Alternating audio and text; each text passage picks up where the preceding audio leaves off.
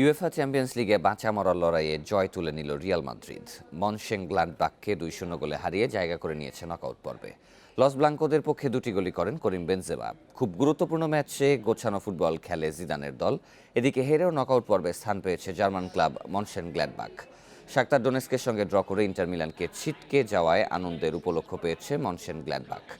অন্যদিকে নেইমারের হ্যাটট্রিকে 5-1 গোলে বাসাহ সেহিরকে হারিয়ে গ্রুপ সেরা হয়ে নকআউট পর্বে উঠেছে পিএসজি। এছাড়াও গ্রুপ পর্বের শেষ ম্যাচে জয় পেয়েছে পরবর্তী রাউন্ড আগেই নিশ্চিত করা Bayern Munich O man city.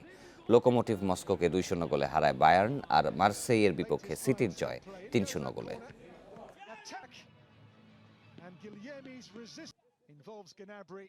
Gnabry on for Choupo-Moting with a finish.